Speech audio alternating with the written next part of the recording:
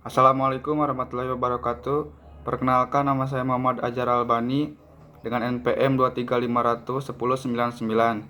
Di sini saya akan mengerjakan tugas Ekoper dengan materi faktor produksi modal.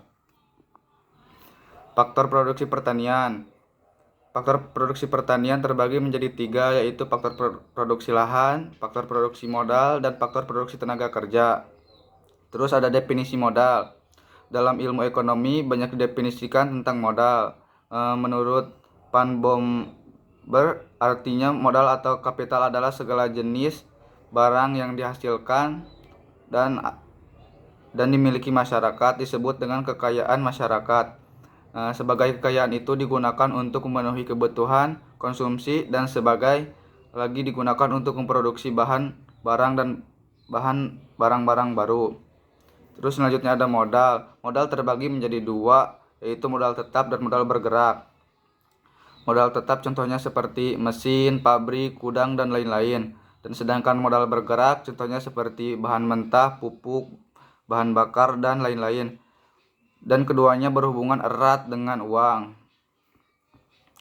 Terus selanjutnya ada proses pembentukan modal. Umumnya modal terbentuk karena yang pertama produksi, yang kedua penabungan dari produksi, dan yang ketiga pemakaian benda tabung untuk diproduksi selanjutnya. Terus selanjutnya ada jenis modal dalam pertanian. Yang pertama ada modal fisik, contohnya seperti alat, bibit, pupuk, dan ternak, dan lain-lain. Dan yang kedua ada modal manusiawi, contohnya seperti biaya pendidikan, latihan, kesehatan, dan lain-lain. Terus selanjutnya ada kredit dalam pertanian. Kredit merupakan salah satu cara menciptakan modal. Yang pertama ada kreditur dan yang kedua debitur. Macam-macam kredit. Yang pertama ada kredit investasi, yang kedua ada kredit modal kerja, yang ketiga ada kredit usaha. Selanjutnya ada hasil penelitian Sudjandi 1967 sampai 1968 di Karawang.